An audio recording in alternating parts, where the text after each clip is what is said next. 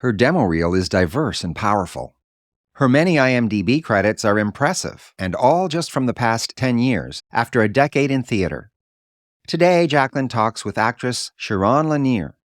They'll talk about the differences between working on stage and on camera, balancing family life with career, and being selective with roles and participating in projects that don't send harmful messages. But first, if you're finding this podcast helpful, take a moment to follow or subscribe so you don't miss an episode.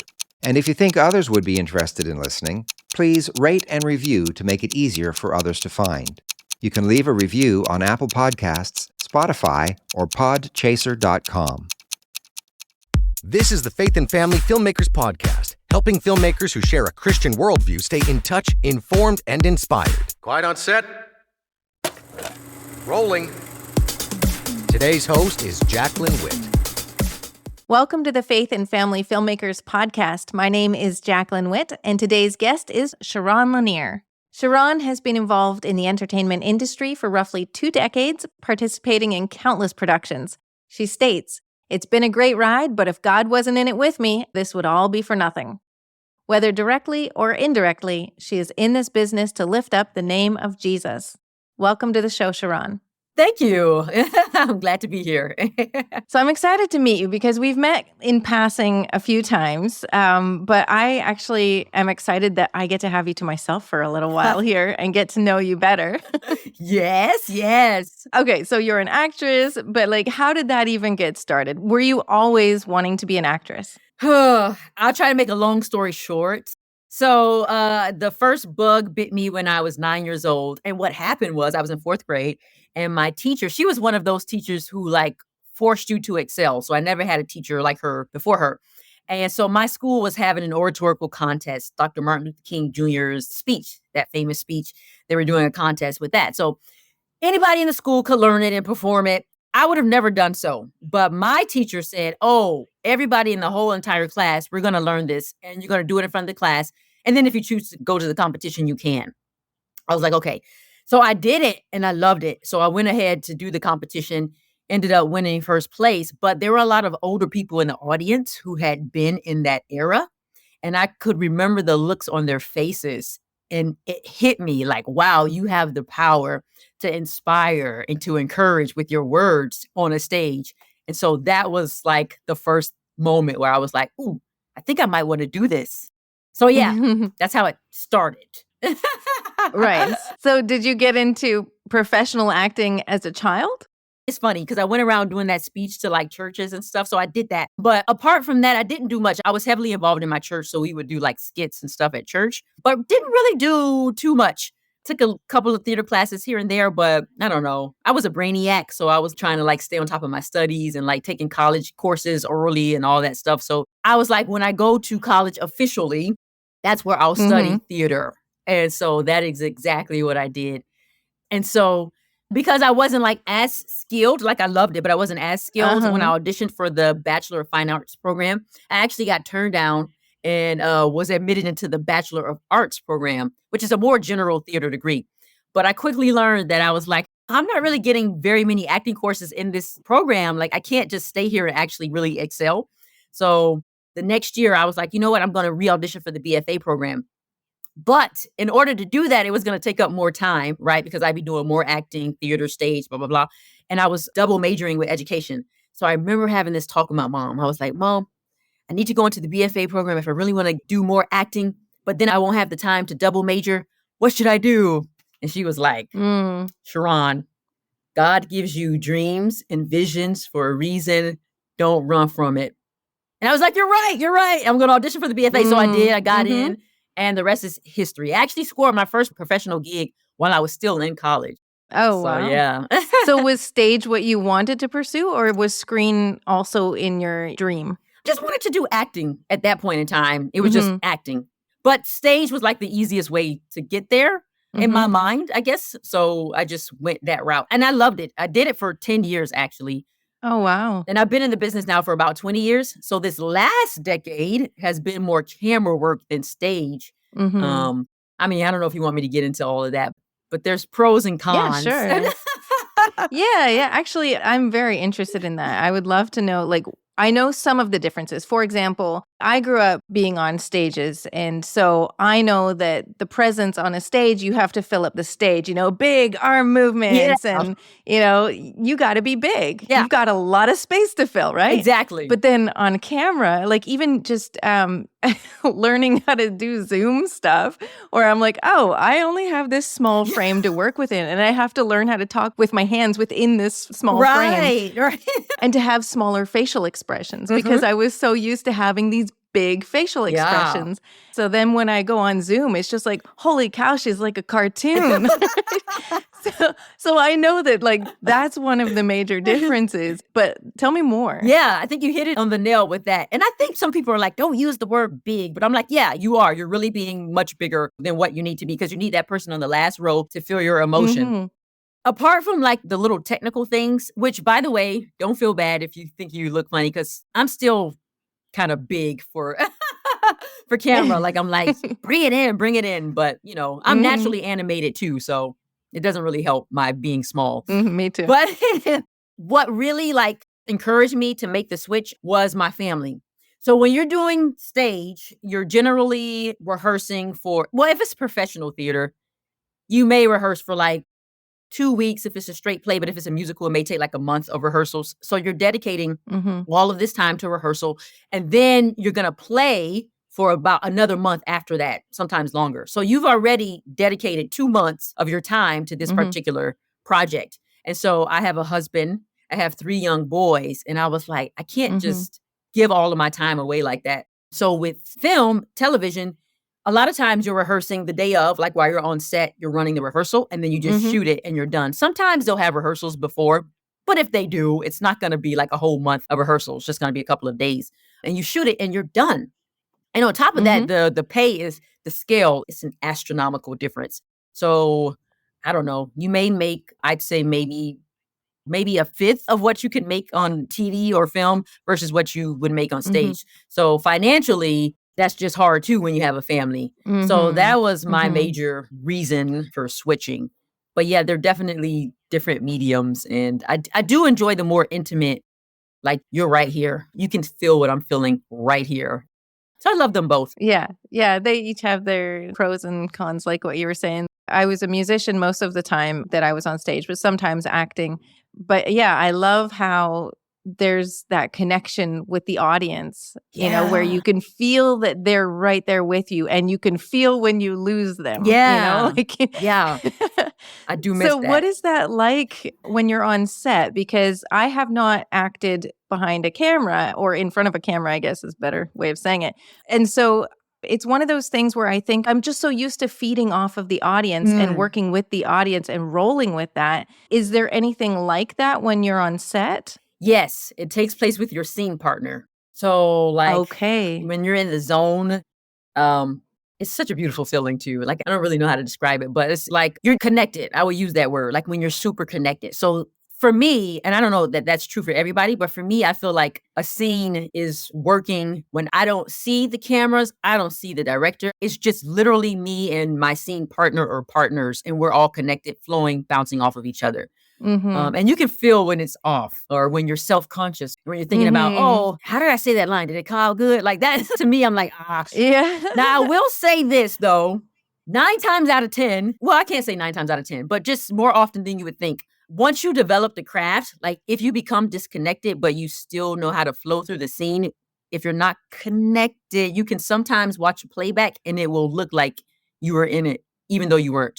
So to you, you'll be like, that was horrible. But when you watch it, you're like, that works.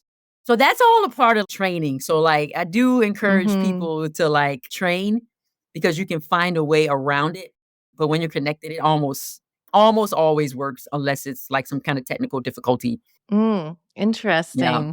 I remember the very first time I did camera work. Well, it wasn't the first time I did camera work, but the first time I did a TV show, it was called Army Wives back in 2011.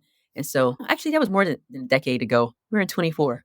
Anyway, so we did Army Wives and it was my first time doing a TV show with professional actors. And I remember like they were so intimate, like there were 3 of us in the scene and 2 were series regulars and they were so intimate and so soft-spoken with each other. Like, I almost couldn't hear them, and I was right there. Mm-hmm. That I was like, this is what it is. That's like when the light bulb kind of went off. Okay, this is what it is. Just literally being intimate with each other and just not acting. You're just being. Yeah, that's what I feel like. I feel like camera work, you're really being. And I feel like stage, you should be being, which you can be being. But at the same time, you kind of have to act more just to get it out there.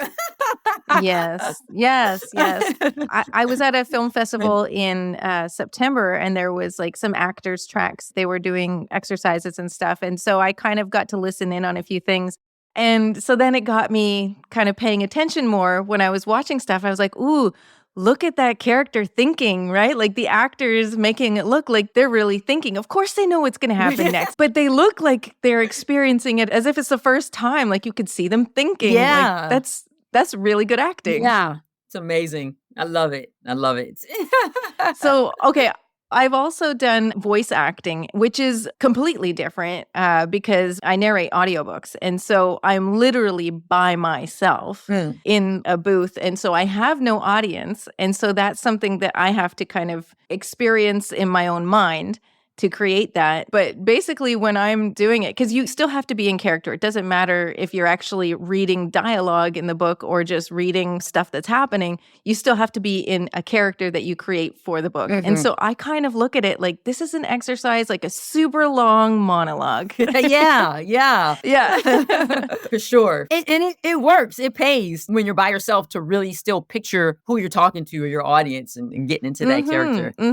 Absolutely. And it was funny because we switched over to this new technology. And so as I was recording it, the first time that I recorded, I forgot to hit audio only. And so it recorded my video as well. And man, I make a lot of faces. Like there's all my stage faces right there. Yeah. Going into the book. Good stuff. Yeah, that's fun. It's a good time. Do you have an award-worthy script ready to go out and face the world? Faith and Family Screenwriting Awards is in the final month of submissions for the summer 2024 season. Top prize? A table read with professional actors cast by Gene Wanger of Treasure Coast Talent. There are laurels available in 19 categories, and all participants get free bonus admission to our summer screenwriting bootcamp. Join online from anywhere. 3 90-minute screenwriting workshops all in one day. That alone is worth the cost of your submission fee. Final deadline is April 30th. Submit your script today for the Faith and Family Screenwriting Awards. Get the link in the show notes or find it at faffassociation.com. Join us for the International Christian Film and Music Festival, where faith and creativity come to life. Watch over 150 inspiring films, rub shoulders with celebrities, connect with top-notch distributors, and learn from industry experts. Share and fellowship with like-minded Christians, and savor a music showcase that will uplift your spirit. Experience the glamour of walking the red carpet and revel in the extravagance of our awards ceremonies. Don't miss this divine celebration. Get your tickets now at www.internationalcff.com. It's time to be part of something truly special. Okay, so let's talk about like how you pursue acting, but from a faith-based perspective. Oh, I know you spoke already a little bit about, taking into consideration your family, and I know that that's part of it, but how do you go deeper with this beyond just it's a job and, I'm balancing life? yeah. So before I jump into this, let me just say, and like everything I said before too, this is like Sharonne's perspective, especially like with the acting and the being. Some people will probably watch this and be like, no, that's not legitimate. You should, you know what I mean? Like it's just Sharonne's perspective. I'm not saying it's all like 100% correct. Okay. Just want to put that out there. Disclaimer. Yeah. Disclaimer. Yeah. So I knew, and I won't go into the testimony here, but I was born and raised a Christian, but there was a point in my life when I was 14 years old where I was having all kind of doubts, and God literally showed himself to me. And when he did that, I was like, I'm all in, like I'm dedicating my life to you. And one day I have to tell you that testimony. So when I was studying theater in college and it was starting to get real, I remember just making a vow saying, God, I just really want to do this for you. And I want you to get the glory. I started off that way. And so to me, my way of honoring that was to make sure that I took roles that didn't disrespect or dishonor God. However, later on down the road, there was this quote that really like gripped me to my core. And it's from Anton LaVey. Anton LaVey is the founder of the Church of Satan. And he said, television is the major mainstream infiltration for the new satanic religion. And so it hit me like a ton of bricks, like, oh man, Satan is really using this medium or this media, all the media, for his kingdom. Am I helping him? And so I reflected back on like the roles, the productions that I had been a part of. And while my roles would be good, fine, some of the shows were not. Right. Like demonic in nature or just pretty much, enveloping things that Christ wouldn't like, Right. Encouraging, murder, lying, stealing, adultery, all this stuff, right? So I was like, oh. Yeah, that's a bit of a sobering thought. Yeah. Yes. And I won't say that I got it perfect, but like once it hit me, I was like, no, I really want to do things that honor you. So I would like then start to ask for the scripts. Because before I wouldn't even ask for the scripts. If my part looked good, it was good. But ask for the scripts and see the overall meaning. So was this going to point people to God or was it going to point people towards Satan? Yeah, even if it doesn't specifically say or have a faith message, there are certain characteristics or qualities that are going to point one way or the other. Is it going to point toward the heart of God or toward the aim of Satan? And so something about forgiveness or, family unity or something like that, that's something on God's heart. Exactly. It may not specifically mention God, but it's something that God can respect. Exactly. Yeah. So that's been my approach as of late. And it's just been so rewarding, so honoring. And I get like a lot of emails and stuff from people that I don't know. And just to see like his power come through, how they can see past our production to God. And I'm like, that's what it's all about. Like, that's why I'm doing what I'm doing. So yeah, I don't take it lightly. The scripture it's in Matthew, I believe. I forget the exact scripture. I think it's quoted in several of the gospels. So it might be in Matthew and Luke. I can't remember. But it talks about like it would be better for a millstone to be hung around your neck and you drown into the sea than to cause one of my little ones to stumble. And I'm like, That's a big responsibility. really not wanting to like point people towards the enemy. I just really don't want to do it. And I know, and again, this is not everybody's take. I've actually had several discussions with people that I respect who are Christians in the industry, and they will take a part in something that I won't, like they'll do it in a heartbeat where I'm like, I can't do it. Like I would love the money, but I can't do it. So I'm not like trying to throw my convictions on them. But I remember having this great conversation with this woman who is a strong woman of God. And she was like, yeah, Sharonne, if you don't do it, somebody else is going to get the role. So why not you do it? You can go in there and be a light. You can shine. And then the money that you get paid, you can put towards the projects that you're doing for the kingdom. And all of that, like, kind of made sense to me, right? But then as I was like, all right, maybe I'm going to try it. It was like I had this vision. It was like me in a stagehand, and we were like stirring a pot, right? It was like a witch's pot, one of those big, what do you call those big cauldrons? I believe is what it's called. And I was like ministering to this stagehand, and they were receiving what I had to say. But then we were taking like the poison out of the pot and serving it to the people. And I was like, oh, for me, I can't do that. So that's not for me. Like not my specific calling. So for somebody else, they may be free to, but I'm not free to do that. So yeah. I think the most important thing is to really think it through and make an intentional decision and not just kind of end up being involved in something without having thought it through. Because I think art is very different than just your typical job, anything of an artistic nature, because you're engaging with something that's beyond just the understood physical realm. Like art is something that connects beyond.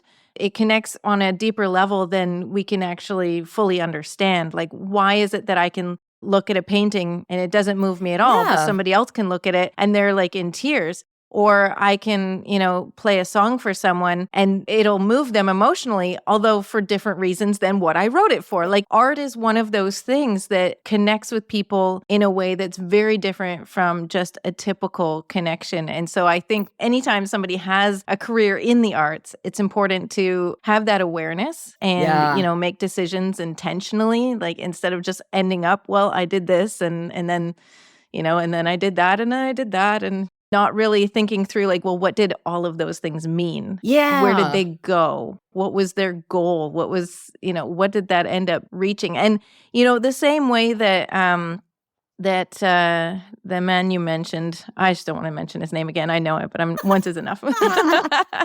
But, he's correct in the sense of like at least recognizing the power that media can have. And that's why we're on this side, because God's not just figuring it out now. Like he already knows the power of all of this, the power of art. I mean, he gave us creativity. Yeah. It was his idea. It was what he gave to us. So I do believe that we are meant to pursue the arts and to use the gifts that he's given us for his glory, and understand that it's going to be so far reaching. We don't even know the people that we can touch.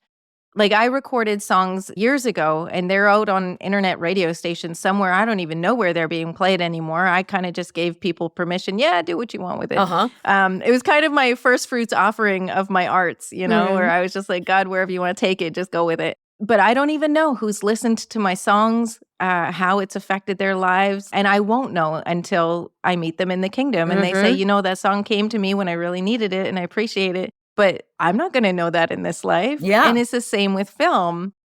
Before we finish up this portion of our interview, I'd like to invite you to go deeper in our discussion with Sharonne Lanier in Part 2, our exclusive members episode. How are your emotions manipulated when you're watching TV and film? How strongly do you believe that media has the power to influence and shape morality and culture? In this exclusive members episode, Jaclyn continues her discussion with Sharonne Lanier.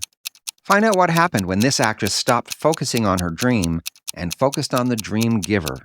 Sharonne will also share her journey of choosing roles that align with her faith.